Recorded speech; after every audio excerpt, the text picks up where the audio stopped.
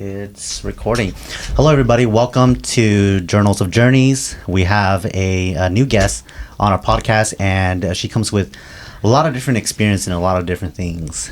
I think now what she's doing is very different from what she did. But if you want to hear the whole story, definitely watch the whole video, learn from her, and where she's coming from, how her journey ended up to where she is now.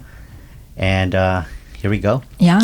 Thank you so much for joining us, Crystal. Thank you for inviting me, Youa. I appreciate it so much. Yeah. We've met each other like pre-pandemic. Yes. And during that time, you were in a different industry. I sure was. Yes. So can you share to us what you were doing prior? Yeah. So when I first met Youa, I was actually a realtor, and my slogan was Crystal Lee, Sacramento's favorite realtor here in Sacramento. And so I did a lot of I did a lot of real estate stuff, and real estate came naturally to me because my dad's a broker, my mom's in the loan industry. They've been in the game since '95. So I grew up with it. When I joke with people, I like to say, I've been in the game 25 years of my life too, because as a kid, I was their personal assistant. I did their mail. I attempted to pick up phone calls and sound like a mature adult when I was a kid, because it was a family business. And so it felt very natural to go into the industry and to really take on the reins, so to speak, right? And just kind of take that on next. And I learned a lot from real estate. I learned a lot from my parents. I learned about negotiations, business, how to read contracts, how to also be aggressive when you have to in business to really get the job done for your clients, and also how to a certain degree, not even a certain degree, but to be able to have a lot of grit and a lot of aggression and it sounds extremely aggressive, but it's just to get the job done. Real estate taught me a lot about myself, because you come across a lot of different characters from a lot of different places, regardless if they're potential clients or they're another agent. You've got to learn how to work with people that you may not always get along with. You may not always like them, and that also means your clients. Sometimes you don't like them too. You can't wait for it to be done. And so I learned a lot. I learned a lot with patience, being direct as well, being transparent, and also being able to really get the sale done. So I came from that kind of background, and I came from real estate. Yeah. Wow. Incredible. Well, speaking about real estate, what do you think about real estate now, though? I want to know. It depends what you want to know. What's your question about real estate? I think the big question is, so right now, a lot of individuals in real estate, they're like, hey, you know what? The real estate is kind of iffy right now because of the high interest, still the high housing. And I'm not sure if you're still keeping up with the real estate, but high interest with the high with the amount of cost of it, especially in California here. And individuals are saying, hey, is it still good for me to stick around in the real estate, wait for the long haul? Do you kind of encourage new people to say, why don't you do the real estate now, or things like that? What's your take on that? So we're talking about a realtor's perspective. This is what I'm always going to say, and I believe it's true regardless of what industry you're in. You are as good as you think you are. And what I mean by that is, it doesn't matter if the market's hot.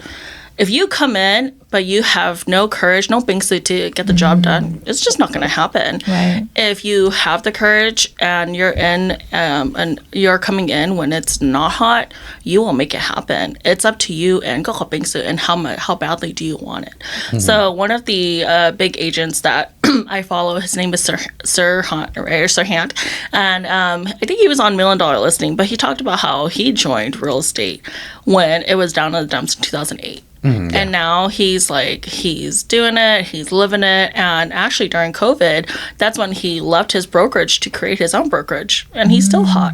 So what does that say? That says that, with courage, with determination, anything can be done. So if people ask about trends, the trend is always going to be there. The question is, will you last? Right. Ultimately, you decide what the results are going to be. Exactly. Yeah. And so it doesn't matter hot or cold, real estate or not.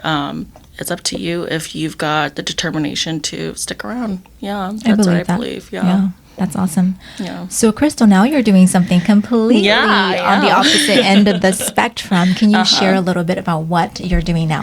Yeah, so I have jumped into the coaching industry, and I am now like a coach and an intuitive healer, but my official title is a Hot and Healed Coach. And so when people hear that, they're like, Hot and Healed, what does that like, even what is mean? that? What do you do? Yeah, like that's, is it this or is it that? Right. And Hot and Healed is pretty much about embodying all of what you can be and who you can become. It's about manifesting the best damn life that you can have, and it's about becoming the highest and best version of yourself. That means working on your healing. That means working on your limited beliefs, and that means really working on your manifestations and you to have everything that you've ever desired. And so that's what I'm in now, and I really love it. Yeah, I can tell. I can tell by the work that you're doing. Thank you. Now, we're going to go back a little bit. Yes, please. Was there something that triggered this transition? Because it's a really big change. Yeah, a lot triggered this transition. So I really loved real estate for what it was. And when people ask me, they're always like, why did you leave real estate? Was it because you knew the market was going to crash? And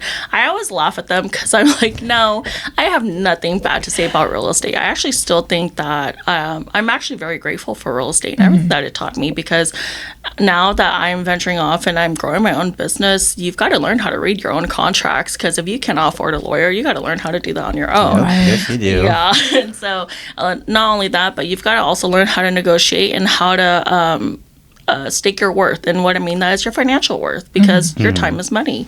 You know, are you cheating yourself out of money? Are you cutting yourself short? You know, so it's things like this. But going back to what you're asking, I'm so sorry. I ran off on a tangent. No, you're Yes. good. Was there any specific events that triggered? Yes. Okay, yes. So there were events. I was coming up on the renewal of my real estate license, I think, was it in 2021? But before that, in 2020, I think when COVID hit, there was a lot of introspection that was happening, as I'm sure that there was with all of the world. A lot of people took time to really introspect. Right. And I was coming to this place where I was like, why am I in real estate? And I thought about it, and I was like, I'm in real estate because when I was a child, an uncle actually cracked a joke with me, because he really admired my parents. And I know he said this with well intent, but he was like, the apple doesn't fall far from the tree. And I know that you're going to be in real estate too. And because I grew up knowing that, there was also this sense of fear of, oh, well, I don't want to let people down if they already think that. Right. I want to do that too. And so I was like, okay, yeah, count me in. I'm in, you know. And like I said, I did love real estate for everything that it was. But I started to come to this place where I was like, is this really what I want the rest of my life? Because I'm not really happy. I love what I can do for people, but I want to do more for people than just this. I really want to be able to change people and impact them in a way that goes beyond the sale of a home. Right. And so as I went to that, and I was doing a lot of deep dive and a lot of deep thinking, 2020 was a rough year for me, where I also fell into a deep depression, and I was starting to spiral, and I was thinking, like, who do I want to be? You know, after COVID's over, who do I want to be? Right. If we don't end up being zombies, who do I want to be? So I was like, I want to be someone that I can say, fuck yeah, that's me. Right. You know, I want to be able to say, yeah, that's fucking me. I could put my name on that, and I'm proud of it. And so as I went into it, I started to do a lot of internal healing work, because of just all like the baggages that were coming out in 2020, where it's like, okay, have you healed? We're coming out right in your face. Yeah. Now you got to deal with this. And so as I was going to that, I started therapy, and I was like, you know what? I want to take care of myself. I want to be a different person from who I am right now and what I'm going through.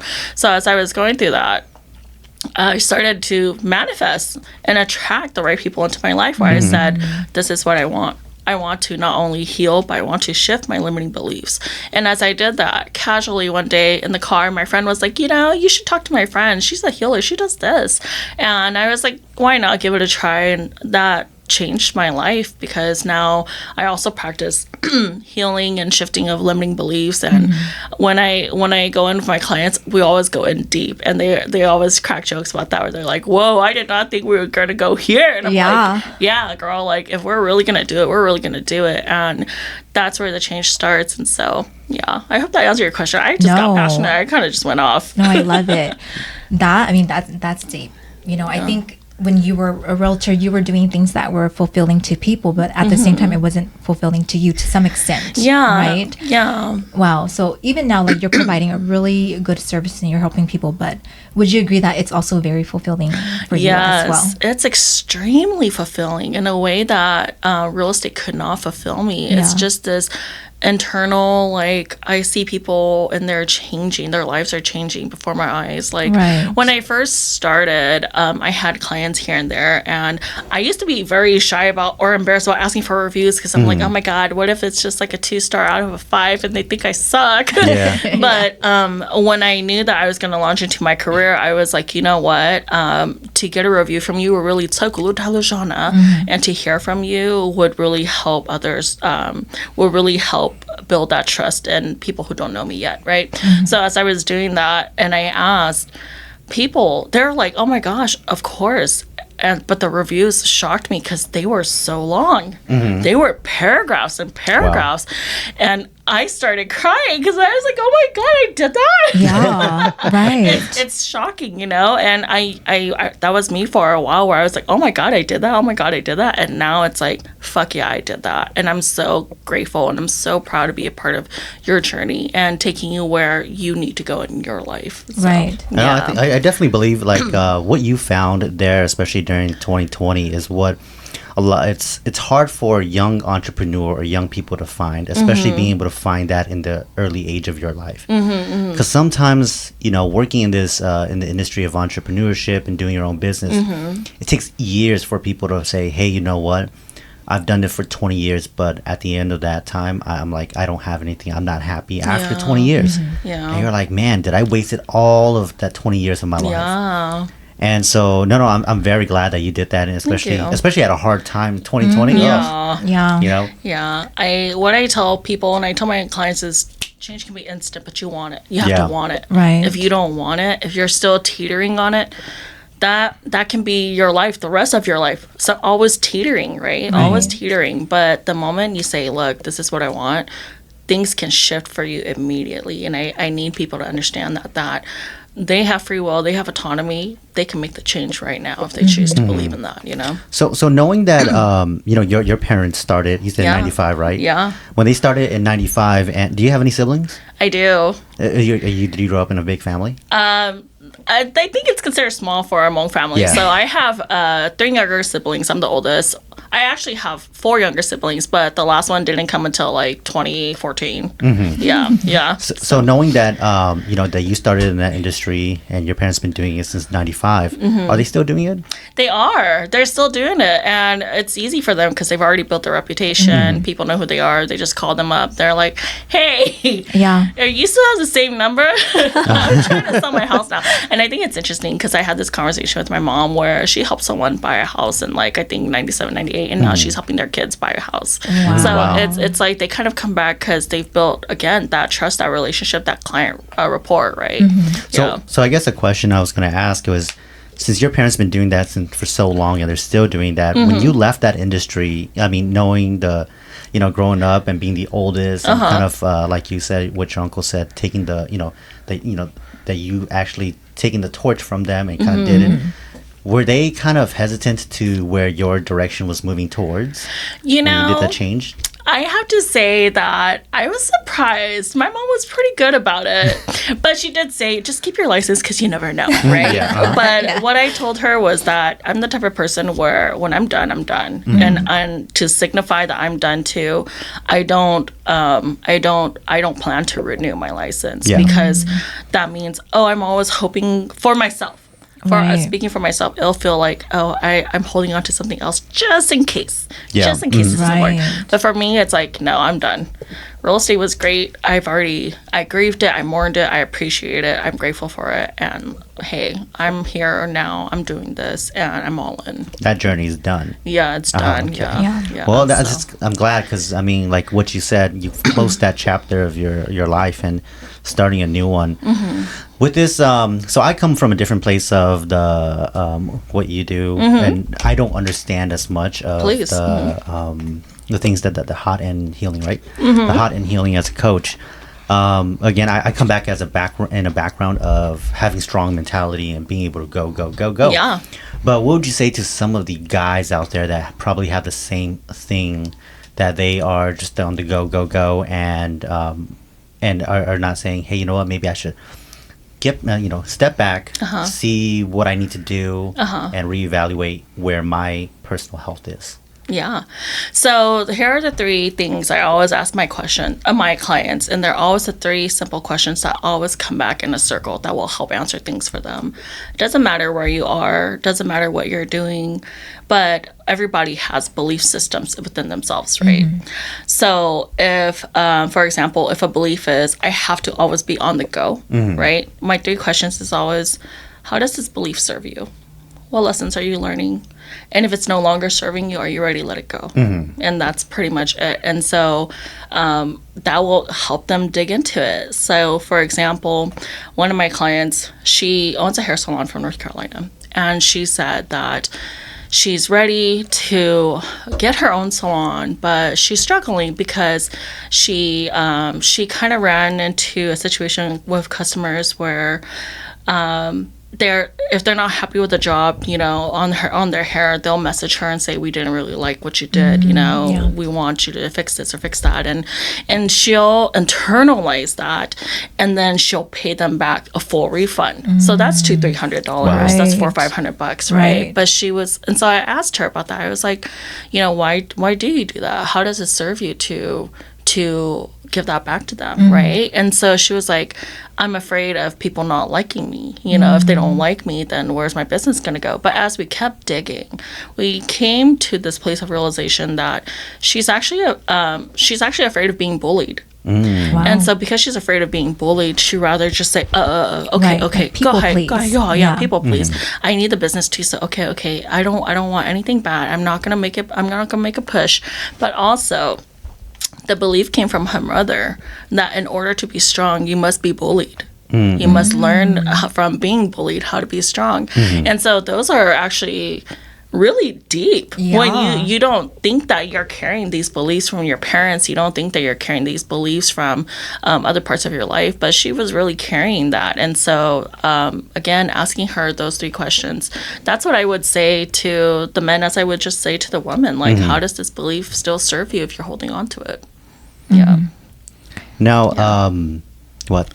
Did you have a question? No, I was just going to comment. I feel like, especially because men, they're less likely to seek like internal help. Yes. Right? Yeah. So I can only imagine like how hard it would be for a man to, aside from just therapy, like just to seek someone who can help him spiritually. Right? Or And even acknowledge that it's an internal spiritual problem. And actually, I've had quite a few, like some of my reviews, they're nameless, but some of them do come from men. And I remember my friend recommended her older brother to me. So mind you, I'm 32. He's probably in his 50s.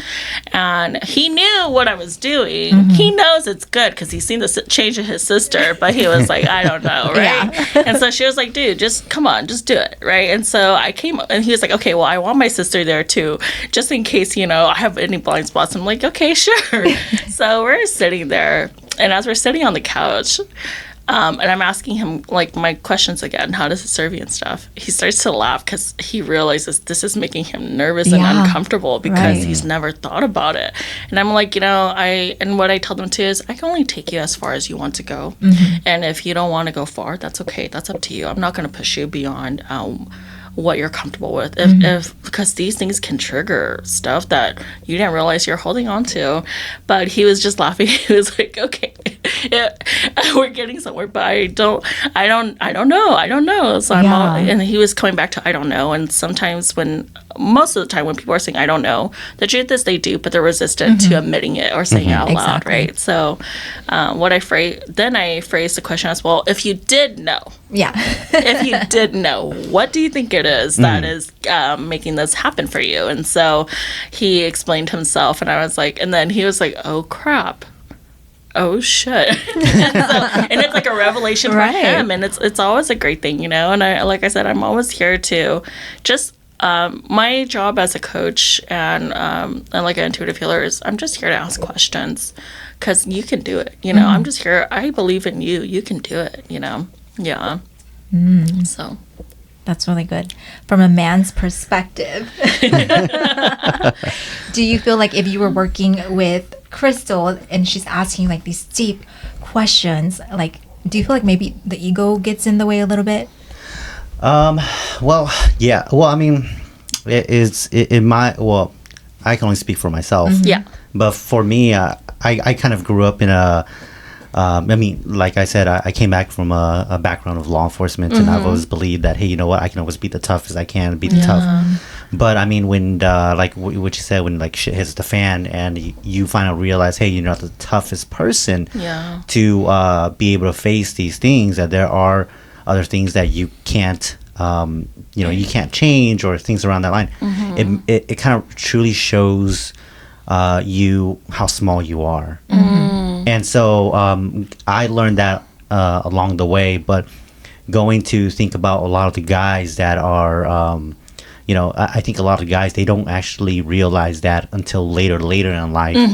And like the gentleman you're talking about, 50 years old, later when he's 50, I mean, just imagine if he knew what he could have figured things out like during that time when he was a lot younger, would he be where he is now?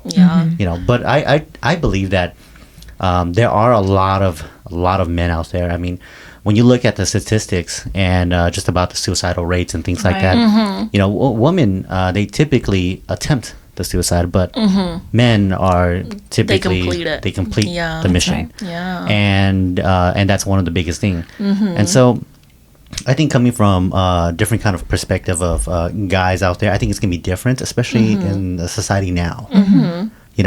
Society has changed and is continuing to change, but as we change, some people adapt to the change, some people don't. Especially with a lot of things that some people are not agreeing, it gets very political, And so, but I believe that what you're doing is really, really powerful. Thank you. I think that a lot of people should be able to learn themselves at an early age, because they're gonna be living with themselves for the longest time, of course, And at some point, you kind of have to face your, like the demons inside of you. I had another male client, actually, who was recommended by my father. That's nice. Marketing tactics, huh? Sometimes your parents are your biggest cheerleader. Right. And one day I'm chilling, and my dad's like, look, I have this friend. And I'm like, right now? He's like, yes, right now. So I'm like, oh, okay. So, you go to the bathroom, right. Get ready. Right? And as I'm ready, and he brings his friend over, again, mid-50s, and he's just like, my wife left me. And I need you to see what we can do to bring her back. And I'm like, whoa. Wow, that's a big responsibility. Like, and I was like, I want to tell you that and me helping you today, it's not about controlling your wife or what she does. I can only be accountable for you, and you can only be accountable for yourself. Whether she chooses to come back or not, it's up to her. I can't will her to come back for you. I can't show you things to make her come back to you. You've got to work on yourself now, and whether she comes back or not, that's completely up to her. And so that was completely different from what he expected, because I know that I think he was looking for some kind of solution to say, this is why my wife left, and this is why she's going to come back. But I was telling him that, in the grand scheme of things, it's always about you controlling yourself and your accountability for your own actions. whether we ever find out whether she left, why she left or not, we're not going to know, but today we're here to work on you, or we're here to help you, and then I had a friend as well who, his wife just woke up one night and was like, I don't know if I want this anymore.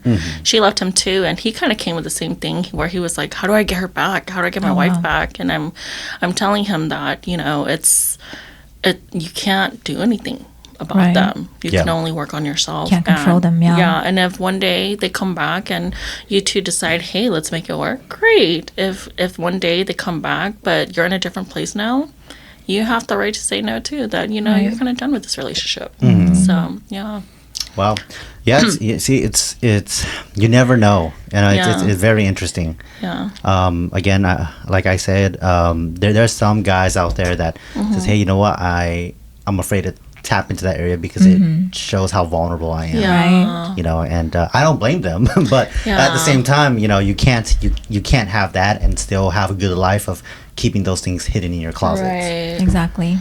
I just want to add really quickly that vulnerability can truly be a strength. And I think that people, right, not even men, but people are aware of that, but they're also afraid of what vulnerability looks like for them if they give it to the wrong person. Yeah. Right. If the wrong person says, shit, dude, you cried over that shit. Right. Like being judged for forget it. And so I understand that you've got to be able to feel safe when you're vulnerable too. And so that's what I aim for with my clients, is to give them that space of vulnerability and feeling like they're not being judged. And what I tell them too is, I've been where you've been. I've probably been to some much more crappier places too. Who am I to judge your journey where you are? Yeah.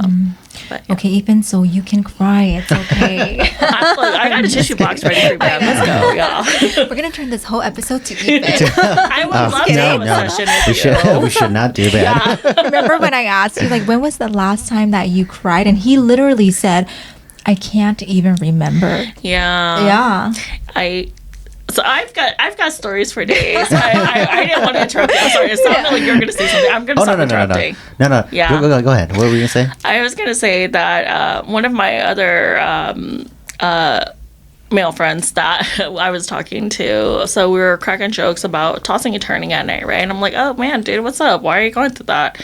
He goes, damn, bro, I don't know. And then as we kept talking, I was like, so I cracked a joke with him, but I meant it. I was like, dude, I just cried earlier, man. I'm not even kidding. Like, I went through some ish and I cried in my car and I was like, it's over. I'm like releasing this. Yeah. He's like, I think the last time I cried was a kid. Wow. And I was just like, okay. I was like, you let me know when you're ready. Right. Right. And also just to let people know that crying can just be energy. You're just getting the emotions out because it's got to go somewhere. Releasing it. Yeah, you got to release that energy because you store it in the body. It's going to get kept there physically. It's going to become an ailment. It's going to toss and turn at night. Right. So, yeah.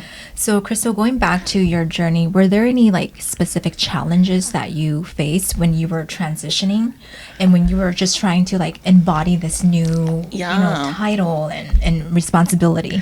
I died as a realtor. I died because that was my identity for a long time. Right. I am known as a realtor. People know me as a realtor. My friends know me as a realtor. That's my job. That's my business. That's my life. And now I was being put in a position where this is no longer your identity. So who is Crystal Lee if she's not a realtor? Who is Crystal Lee on her own? Right. And that was scary because I was like, shit, I don't know if I know who I am on my own. I sell houses. Right. But as we went through this, it was like, then that also prompted me to look at myself and my identity and what I attached my worth to.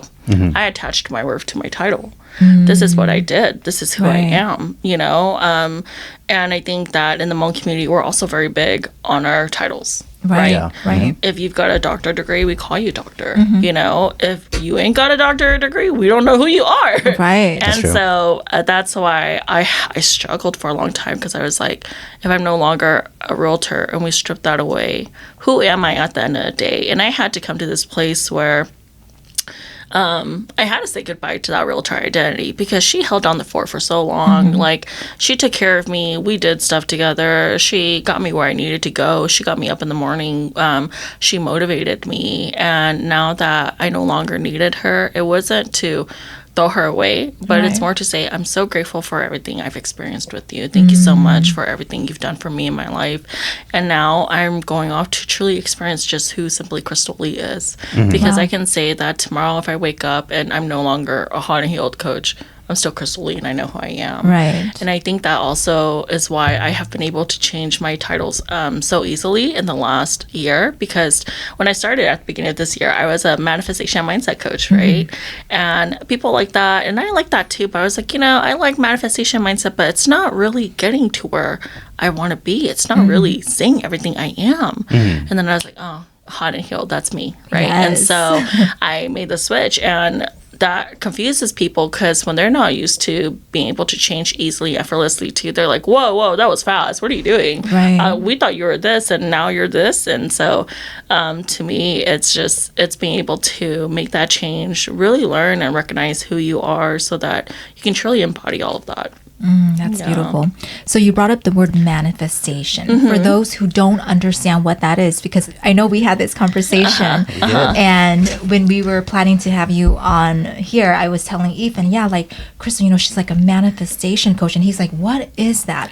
So just in practical terms, can you explain what manifestation is? Yeah, so manifestation is pretty much manifestation derives from the law of attraction. The law of attraction says, simply in the simplest terms, whatever you set your mind to, you attract. And I believe that with my whole body, mind, and soul. That's why I tell my clients, don't say, I don't want this, and then you just focus on, I don't want this, I don't want this. Yeah. If you don't want that, great, we know that. Let's focus on what you do want. I want this, I want that, I want to do this, I want to do that. And that's the simplest term. So I'm not trying to give a class on it. But Right. Yeah. So without a coach, how can someone apply if they didn't have access to you or someone like you? Are there like practical steps that they can take to just kind of apply it to themselves and maybe teach themselves to manifest, or is it something that they need a coach for? I feel like you're directing that towards me. So if Ethan wanted to manifest, can he do it? You can just say that. Yeah. So Ethan, if you wanted to manifest, but I wasn't around, what I would say is simply that it is not. It's not necessarily a tactic, but what I would say is it's not only enough to want it, you must intend for it. That's it. And as long as you have the intentions, it can be yours. And that's the easiest way. That it goes back to a lot of your mindset too, right? And shifting that perspective. If you're here already thinking you cannot have it, yeah, you can't. And let's say, and so then, which prompts the next question, which a lot of people go, well, what about when, everyday people randomly hit the lotto?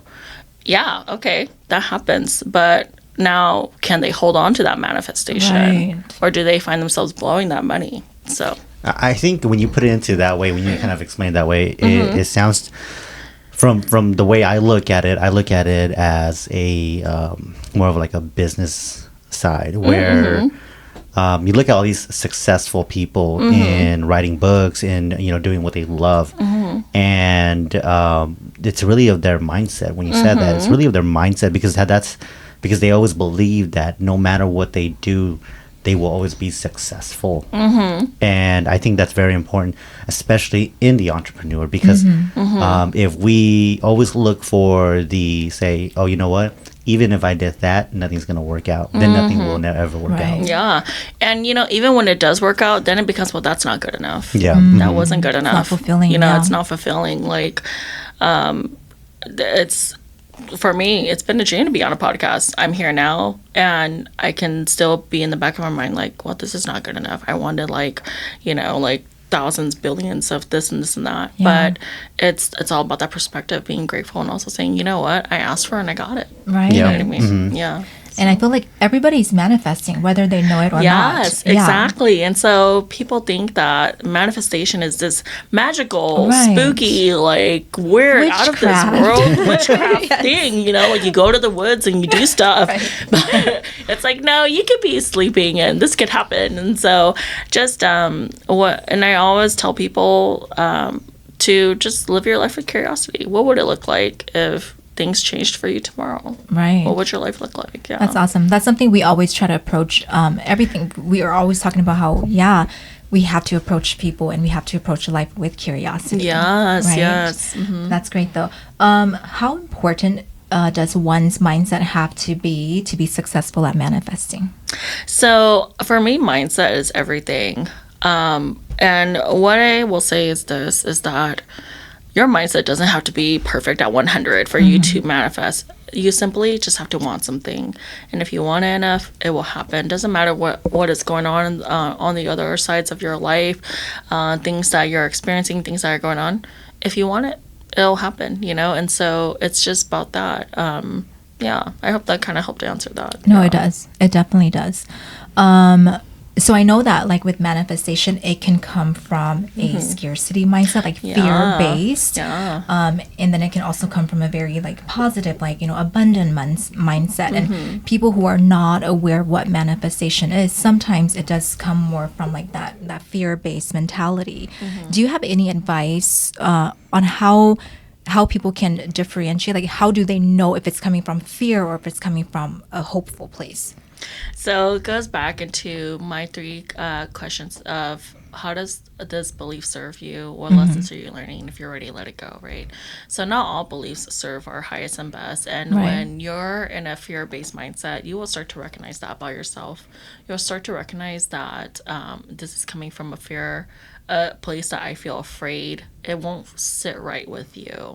Yeah, that's how clients have also identified their own fears when they feel like something doesn't sit right with them. And it's not even like you're just nervous because this is something fun and exciting, but you're actually like your stomach is turning because you're like, wait, I don't think this is right. Yeah. Right. Thank you for that.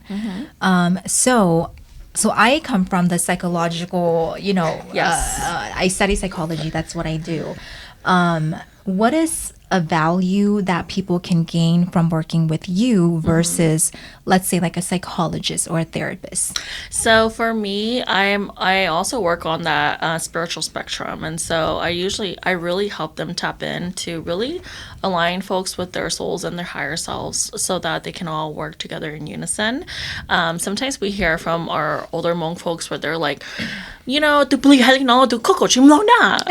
And so I kind of take that and I put it together and say, well, Blee, what are you saying to the cocoa? Right. You know? So, can you explain that to me? I don't understand what you just said. So Efen is not literate in Hmong, by the way. Yeah. Oh, okay, great. I would love to explain it to you. So, so my own personal beliefs is that there are three parts to a person, right? Yeah. So you've got your higher self, which is the person that it's kind of like where they would consider, for me, it's considered the fifth plane, but people refer to it as the heaven aspect, right?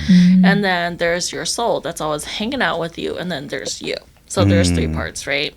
And sometimes the soul wants something, sometimes the higher self wants something, but sometimes the body may want something else. Yeah. And so it's like, so they're all, and I what I tell people is I treat them as siblings, right? Because everybody has their own personality, their own attitude. They kind of have similar backgrounds, but they all want different things, right? And so it's like, how do you get them on the same page? And what I do is when I get them on the same page, I get them to a place where we have a conversation with their soul. We have a conversation with the person in front of me. And it's like, well, what is it that you want? And why is it that your soul doesn't want that? And typically it falls back into some kind of fear or limited belief where they're like, well, I don't know if this is safe or this is good, or we've been down that road before in perhaps past lives, and if we go down that road again, it's karmic, it's gonna be a karmic cycle. And so we work on that as well, to kind of put things in sync. Wow, really deep into the rabbit hole. Huh? Yeah. And so, and speaking again of men,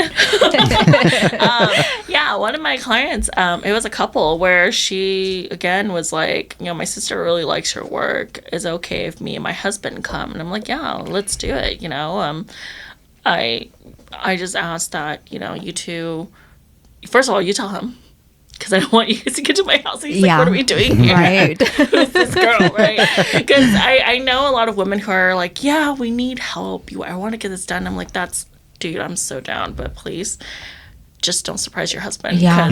Men are more reluctant, too. Yeah. And because some partners will get to my house like, what? What are we doing here? And I'm like, okay, so you didn't tell me. Yeah. No, we didn't. Can you explain? And I'm like, okay, I could explain. But so what happened was, she came in.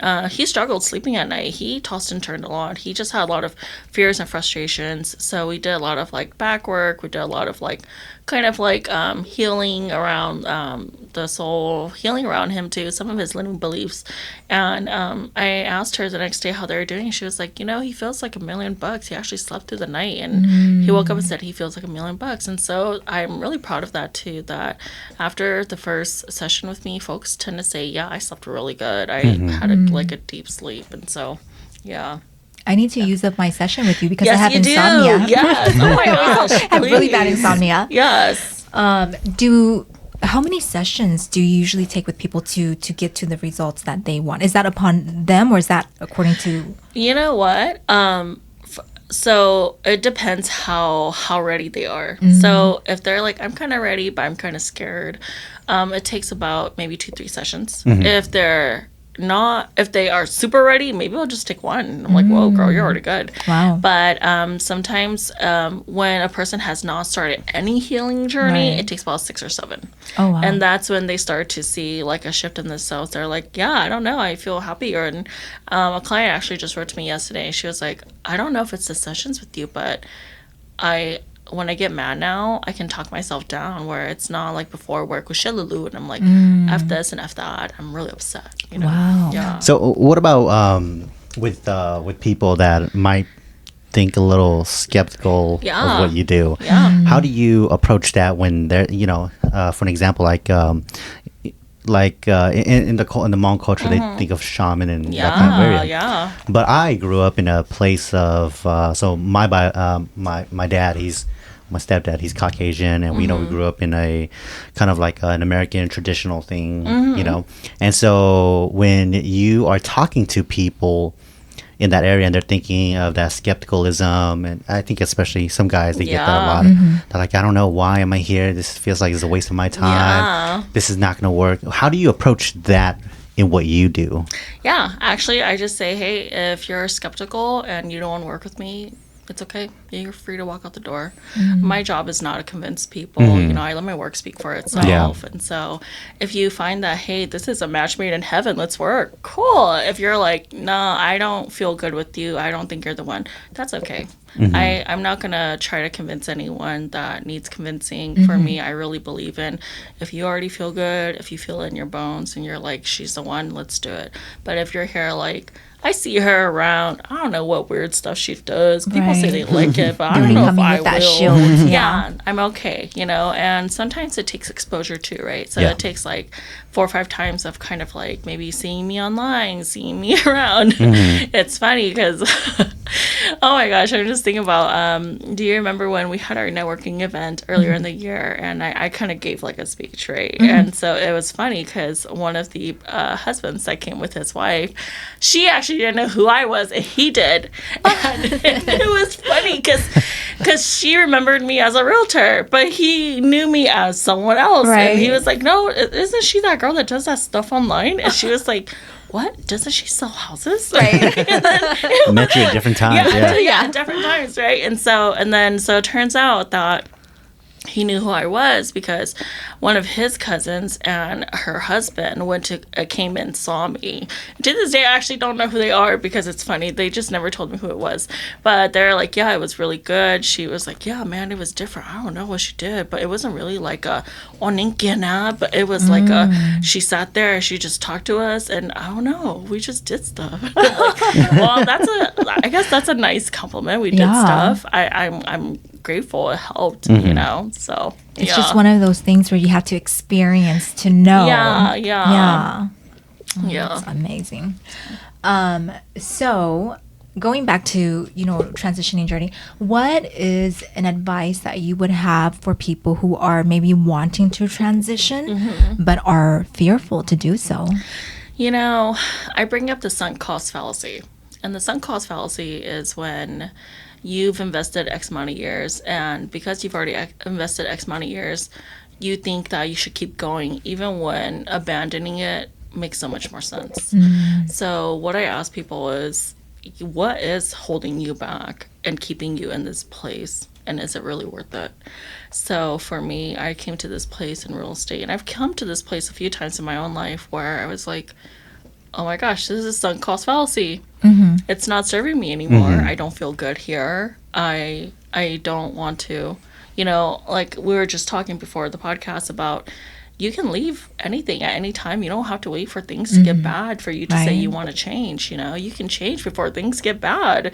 If you already see that things are about to get bad, you can change, and again, people can change at any time. It's just having to want to make that decision for yourself to say, hey, I want this, I'm gonna do it. Yeah. So well, thank you for that. I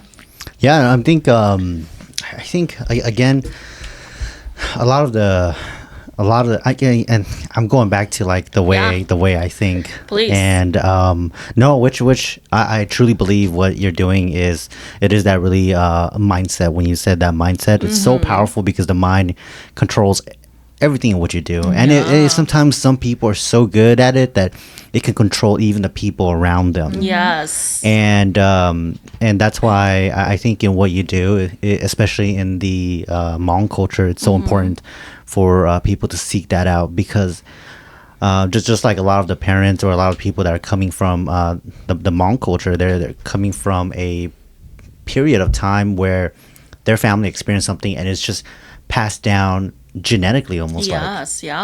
And then, but hopefully, again, as society changes, people are changing, looking at different kind of values, different kind of things that, hey, you know what, maybe the old times we did it, or the times that, they did that, it's not the right thing to do now. I agree with that. A lot of, I think, especially in our community, we have a lot of generational trauma, just from being kicked out from China to being brought into Southeast Asia to being disrupted again, and then being brought to the U.S. to have to learn how to assimilate again. It's this constant trauma, right? And so when I talk to a lot of my clients who are particularly also Hmong women, they also carry that trauma, and they also carry scarcity mindset where you keep frozen meat in the freezer for 10 years and it's there because you don't know when you have to get up and run again.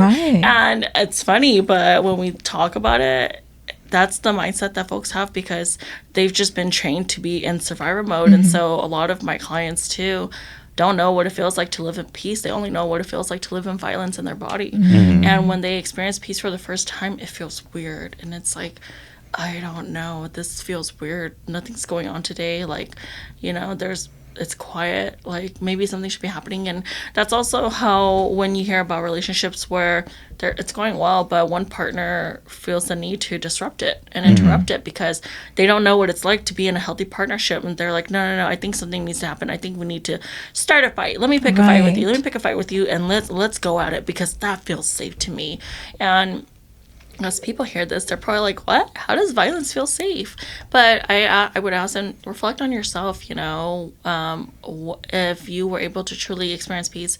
You say you want it, but do you really want it? If you've never experienced it, you don't know it, and you've only known this for so long that it lives in your body, Yeah, for me, it was mostly like, so for me, whenever I'm looking at, and you all might say the same thing, like I always, when I disagree with something, or I'm looking at, hey, you know what, maybe that's something different the way I think, I love to debate about it. I'm a very, very big debater because at the same time it teaches me what am I missing between, you know, what you're thinking, how I'm thinking. And so a lot of the times when we talk, we debate a lot. Yeah, and I always win.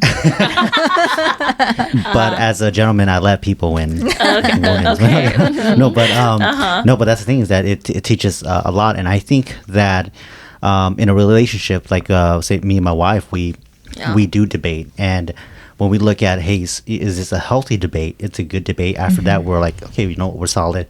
We figure it out, because who had a better debate, and what made more sense to you and me to be together and take care of our 2 kids or whatever. So, and so, but I think that it's about being able to have that conversation. Yes. Being able to say, okay, how does this system work for you and me? Yes.